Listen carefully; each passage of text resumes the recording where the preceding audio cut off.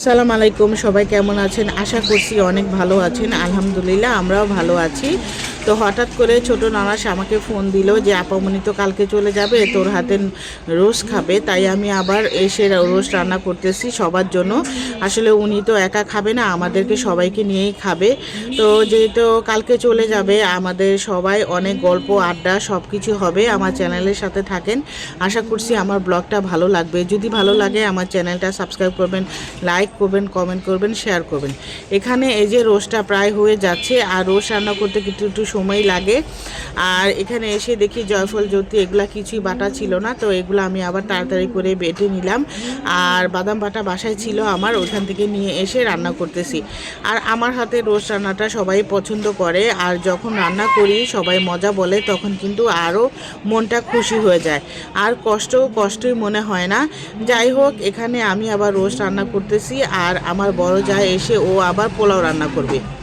আজকে দুইজনের হাতে দুই রান্না খাবে। আমি তো রোস্ট রান্না করব, আর আমার বড় যা এসে পোলাও রান্না করবে। তো এখানে আমি আবার আমার ছোট ননাসের সাথে কথা বলতেছিলাম আর রান্না করতেছিলাম। এই যে আমার রোস্টটা কিন্তু হয়ে গেছে। আর রোস্ট না যত শুকাবেন ততই মজা লাগবে, যেহেতু খালি সাদা পোলাও রোস্ট রান্না করছি, এই জন্য একটু আমি ঝোল রেখেছি। তা না হলে কিন্তু ঝোলটা আরও শুকায় দিলে আরও মজা লাগতো। যাই হোক, রোস্টের ঝোলটাই বাচ্চারা বেশি পছন্দ করে, তাই ভাবলাম যে একটু ঝোল ঝোল রাখি, তাহলে খেতে ভালো লাগবে। তো আনন্দের দিনগুলো তাড়াতাড়ি শেষ হয়ে যায়। আর কালকে যেহেতু আমার ননাস চলে যাবে, আমরা সবাই মিলে অনেক গল্প করব। এখানে আমি এই জন্য তাড়াতাড়ি রান্নাটা করে ফেললাম। আর আমার বড় যা যখন আসবে, ও আবার সন্ধ্যার পর আসবে, এসে ও পোলাওটা চড়াই দিবে, কারণ খেতে খেতে তো প্রায় 10টা বাজবে। তাই আমি আবার রোস্টটা রান্না করে ফেললাম। এই যে এখানে দেখেন, আমি আবার দুধ দিয়ে দিচ্ছি, ভালো করে কষায় তারপরে দুধ দিয়ে দিলাম। আর এখানে দুধ দেওয়ার পরে 4-5টা বলক আসার পরে আমি নামাই দেবো। একটু ঝোল ঝোল রাখবো, কারণ বাচ্চারা একটু ঝোল ঝোল পছন্দ করে। আর যেহেতু সাদা পোলাও আর রোস্ট, ঝোল না হলে তো খাবে কি দিয়ে, এই জন্য ভাবলাম একটু ঝোল রাখি। যাই হোক, আপনারা কে কেমন আছেন সবাই কমেন্টের মাধ্যমে জানাবেন। এখন থেকে রেগুলার ভিডিও দেওয়ার চেষ্টা করব। আর যারা আমার রেগুলার ভিডিও দেখেন, তারা আমার চ্যানেলে একটা লাইক দিয়ে দিবেন। আর এই বাসায় ডাইরেক্ট গ্যাস, এর জন্য রান্না করতে খুবই ভালো লাগে।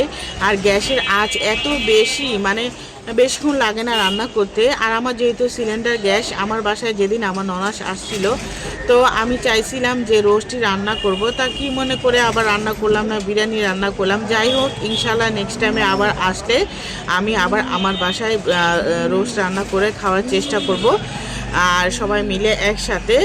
আর এই যে এখানে ব্যাগ ট্যাগ গুছানো সব রেডি হয়ে যাচ্ছে, যেহেতু কালকে চলে যাবে। তো আমরা এখন সবাই মিলে অনেক গল্প টল্প করতেছিলাম। আর এই যে আমার বড় যাও আসছে, ওর সাথে আবার গল্প করতেছিলাম। আসলে আমরা এখন যার যার ইয়েতে ব্যস্ত। আর এটা হইল সকালবেলা, সেদিন আর তেমন কোনো ভিডিওই করা হয়নি। রাতে সবাই খাওয়া দাওয়া করার পরে আমরা বাসায় চলে গেছিলাম। এখানে আবার সবার জন্য আমার যা খিচুড়ি রান্না করতেছে, যেহেতু আমার ননাস যেতে যেতে 1টা বাজবে। তো আমরা যেহেতু থাকবো, দুপুরবেলা খাওয়া দাওয়া করে যাব। তো আমি তো খিচুড়ি খাই না, তাই ভাবলাম যে বাচ্চারা খেয়ে টেয়ে যাবে। তো আমার যা বললো যে 1টা বাজে আবার বাসায় যেয়ে কখন রান্না করবি, এখন এখানে খিচুড়ি আর ডিম ভুনা করি। আর আপামনির জন্য পোলাও রান্না করবে, কারণ উনি বাসি পোলাও পছন্দ করেন না। যে কোনো জিনিসই, আমার শাশুড়িও বাসি খেত না। তো আমার শ্বশুরবাড়ির ফ্যামিলি কেউই বাসি তরকারি বলেন, পোলাও বলেন, কিছুই খায় না। এর জন্য ওনার জন্য নতুন করে অল্প করে পোলাও রান্না করা হবে। তো পোলাও রান্না করা হয়েছে ঠিকই, উনি যাওয়ার সময় কিছু খাইতে পারে না। আমার মেয়েরাও না ফুপুদের মতোই হয়েছে, বাইরে যাওয়ার সময় কিছু খায় না, মানে খালি পেটে যায়। তো আমার ননাসরাও দেখলাম সেম এরকমই, মানে ওই যাওয়ার সময় কিছুই খাইলো না। যাই হোক, এখানে আবার খিচুড়ি রান্না করতেছিল, তো আমরা দুই যা মিলে আবার গল্প করতেছিলাম। অনেক দিন ধরে আমরা আসলে একসাথে হই না, সবাই সবার কর্মস্থানে ব্যস্ত। আমি আমার সংসার নিয়ে ব্যস্ত, আমার জায়ের সংসার নিয়ে ব্যস্ত, আমার ছোট জায়ের সংসার নিয়ে ব্যস্ত, আমার ননাস ও ছোট ননাস ওর সংসার নিয়ে ব্যস্ত। তো যখন আমার ননাস আসে, সবাই আমরা একত্র হই, গল্প করি, আমাদের সুন্দর সুন্দর মুহূর্ত পার হয়। আমাদের ভালোই লাগে। এই যে বলতে বলতে কিন্তু খিচুড়িটা রান্না হয়ে গেছে। তো আমার যা আবার ঝটপট রান্না করতে পারে, ওর কাছেই আমি কিছু কিছু রান্না শেখা, আমার শাশুড়ির কাছে শেখা। আর ও কিন্তু অনেক সুন্দর সুন্দর রান্না করে। আর আমার শাশুড়ি যখন বেঁচে ছিল আমরা সব সময় ঘরে রান্না করতাম, প্রায় 15 কেজি 20 কেজি করে আমরা ঘরে রান্না করতাম। তখন আমার খালা শাশুড়িরা সবাই আসতো আমাদের বাসায়, আমরা অনেক দিন সময় সুন্দর সময় পার করতাম। আর এখন তো আমার শাশুড়ি মারা গেছে, আর আমার খালা শাশুড়িরাও বয়স হয়ে গেছে, এখন আর যে যার বাসায় থাকে, খুব কম আসে। আসলে আগের স্মৃতিগুলাই খুব মনে পড়ে, যায় দিনই ভালো আসে দিনই খারাপ। আর এখানে আমার ননাসের প্রচুর ঠান্ডা লাগছে, কাশ উনি চিন্তা করতেছিল যে এয়ারপোর্টে যে কাশলে মানে ওনার খুব খারাপ লাগবে। যাই হোক, সবাই আমাদের জন্য দোয়া করবেন। আর সিজন যেহেতু চেঞ্জ হইতেছে, ঘরে ঘরে ঠান্ডা কাশ জ্বর হবে, সবাই সাবধানে থাকবেন। তো এখানে যাওয়ার সময় হয়ে গেছে, তো উনি আবার রেডি হচ্ছিল, তো আমার মেয়েরা আবার বসে বসে দেখছে। আমার বড় মেয়ে নেহা আবার সব সময় ওর ফুপু এইভাবে মেকআপ করতো, ও বসে বসে দেখতো, সেখান থেকে ওর মেকআপ করা শেখা। আমার বড় মেয়েও অনেক মেকআপ পছন্দ করে, আর এখন আগের মতো মেকআপ করে না, তারপরও মেকআপের প্রতি আমার দুই মেয়েরই একটা ঝোঁক। ছোটোকাল থেকেই ওর পুকুরে দেখতো বসে বসে কিভাবে মেকআপ করে, তো ওইভাবে ও শিখছে। তো এখানে আবার সবাই মিলে আমরা গল্প করতেছিলাম যে ওনার 7টার সময় আর কি প্লেন ছাড়বে, উনি আগেই চলে যেতে চাচ্ছে, কারণ রাস্তায় যদি জ্যাম ট্যাম থাকে এজন্য আগে যাওয়াই ভালো। তো এখানে আমরা সবাই মিলে গল্প করতেছিলাম। আসলে এই ঘরটা সব সময় আমার দেবর ভাসুর থাকে, ওরা একা থাকে। আসলে আমরা যে যার সংসার নিয়ে ব্যস্ত, আগের মতো সময় পাই না, এর জন্য আসতেও পারি না। এখানে আবার আমার মেয়েদের আমার ননাস কি জানি দিল, তো যাওয়ার সময় আবার ব্যাগে চকলেট ছিল, আরও চকলেট দিল। বাচ্চারা তো চকলেট পেলে অনেক খুশি, ওদের তো চকলেট পেলে আর কিছু লাগে না। ওরা কিন্তু ওর ফুপুর কাছে অনেক চকলেট খাইছে সবাই মিলে, মানে আমরা যেরকম বিদেশি চকলেট খাইছি আর কি বলার বাইরে। তো এখানে আবার বাচ্চাদের খাওয়াই দিতেছিলাম, গতকালকের পোলাও ছিল, রোস্ট ছিল, সেগুলো দিয়ে আবার বাচ্চাদের খাওয়াই দিতেছি, কারণ আমি আবার বাসায় চলে যাব।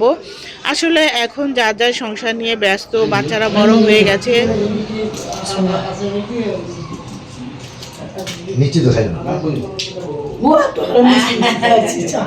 ছবি তুললে পাঠাই দিও না আল্লাহ খাই না মিষ্টি পুরা একদম হ্যাঁ খুশি ছুটি রাস্তা আছে চলো ওই তোর কম্বল আছে না চল কম্বল নিয়ে যাই আসল জিনিস না চলো গাড়ি আছে ও চলো চলো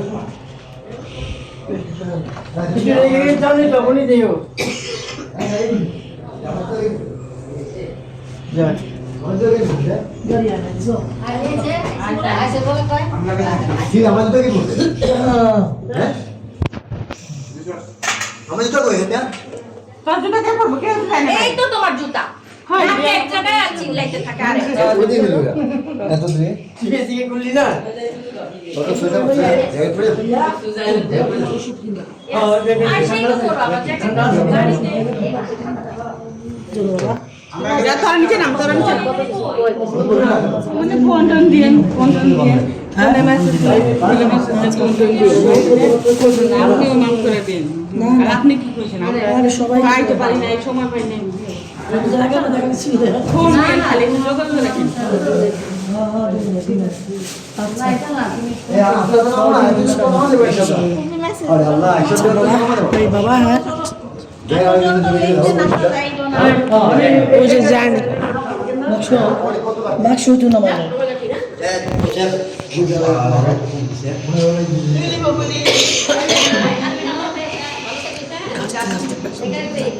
আম্মা তাহলে কত নিচে কি ওই যে লাকেট উঠাইতে লাকেজগুলো উঠাইছে না বাচ্চা কত করে ভাই বল দাও না তো দাও আছে টাটা করে কত করে দাও রাজি করে সাথে কি না বলতে চাই এই উঠায় আমরা খেলা পাড়া দিছে আমরা পাড়া দিছে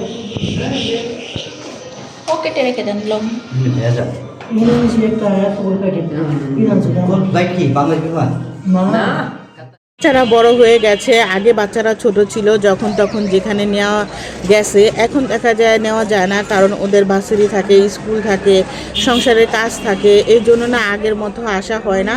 তো আমার ভাসুর দেবর সবসময় একা থাকে বাসায়, ওরাও মন খারাপ করে। তো আমরা মাঝে মধ্যে আসি, খুব কম আসি, যখন আমার ননাস আসে তখনই আমাদের অনেক আসা হয়। তো আমি আমার ভাসুরের সাথে বলতেছিলাম যে আপনার ঘর এখন পুরা খালি হয়ে যাবে। তো আমার ভাসুরও বলতেছিল যে তোমরা কেউ না আসলে আসলে খুব খারাপ লাগে, একা একা থাকি। আসলেও মানে আমরা দেখা যায় বাচ্চা নিয়ে, স্বামী নিয়ে, সংসার নিয়ে ব্যস্ত থাকি, তারপরেও মাঝে মধ্যে নিজেকে খুব একা মনে হয়। আর উনি তো সারাক্ষণই একা থাকে, তো ওনার তো খারাপ লাগবেই। তো এখানে আবার যাওয়ার জন্য বসে আছে নিচে, কারণ গাড়ি আসতেছে, তো এখানে চলে যাবে। তো আমরা সবাই মিলে ওনাকে বিদায় দিতে আসছি, যেহেতু উনি চলে যাবে। সবাই ওনার জন্য দোয়া করবেন, আল্লাহ জানি ওনাকে সহি সালামতে পৌঁছায়। আর এই যে আমার মেয়েরাও সবাই মিলে এখানে দাঁড়াই ছিল, তো আমিও দাঁড়াই ছিলাম, সবাই মিলে গাড়ির জন্য ওয়েট করতেছিলাম। এখন গাড়িতে আসলে তারপরে চলে যাবে। তো সুন্দর মুহূর্তগুলো সবসময় তাড়াতাড়ি কেটে যায়। আসলে ইনশাল্লাহ আবার যদি আমার ননাস আসে, আবার আমরা সবাই মিলে সুন্দর মুহূর্ত পালন করব। তো সবাই আমাদের জন্য দোয়া করবেন, আমাদের ফ্যামিলিটার জন্য। সবাই জানি আল্লাহ সুস্থ রাখে এবং নিরাপদে রাখে। তো এখানে আবার নিধির বাবাও যাচ্ছিল, আমার দেবরও যাচ্ছিল, দেবরের ছেলেও যাচ্ছিল। তো ওরা সবাই মিলে যাচ্ছিল। তো আমার ভাসুরের ছেলেটাও যাচ্ছিল।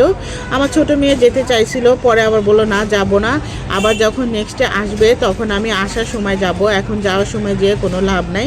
আমিও জোর করে পাঠাইলাম না, হ্যাঁ ঠিক আছে সমস্যা নাই, তুমি যেও না, যখন আবার ইনশাল্লাহ আসবে তখন তুমি যেয়ে নিয়ে এসো। যে এখানে আবার আমাদের সাথে কথা বলতেছিল, গাড়িতে সব লাগেজ উঠাইতেছিল, এখন চলে যাবে। আমি তো ঘর চেঞ্জ করছি, আমার ঘরে এখনও কাজ অনেক, উল্টাপাল্টা কাপড় চোপড়, কাচের জিনিস, এগুলা অনেক কিছু গুছানো হয় নাই।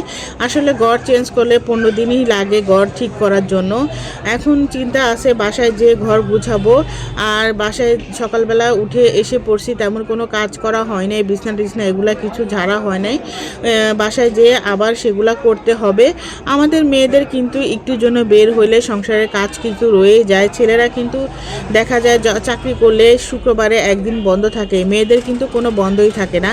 মেয়েদের প্রতিদিনই রান্না করতে হয়, প্রতিদিনই ঘর গুছাইতে হয়। একদিন যদি আপনি অসুস্থ থাকেন তাহলে কিন্তু ঘরের অবস্থা অনেক নোংরা হয়ে থাকে।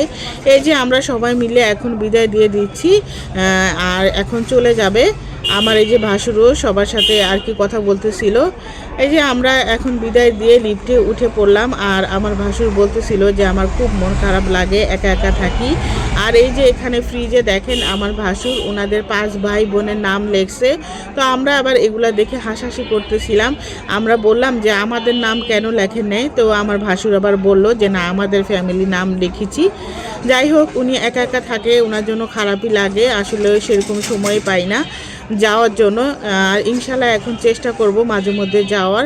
আর এখানে বাসায় এসে রাতের জন্য আবার একটু মুরগি ছিল, সেগুলো আবার ভিজাইলাম। আর এই যে দাওয়াতের সময় যে আমার ননাস মিষ্টি এনেছিল, সেগুলো ভাবলাম যে একটা ডিব্বার ভিতরে ভরে রেখে দেই, কারণ সবটাই একটু একটু আছে। আর এখানে সবরাতের হালুয়া, আর নিধির বাবাও বলতেছিল যে তুমি এগুলা সব একটা বাটিতে ঢেলে রেখে দাও। আসলে প্যাকেটে রাখলে ফ্রিজে অনেক জায়গা লাগে, আর যেহেতু মিষ্টি শেষ একটু একটু আছে, তাই ভাবলাম যে একটা বক্সে রেখে দেই।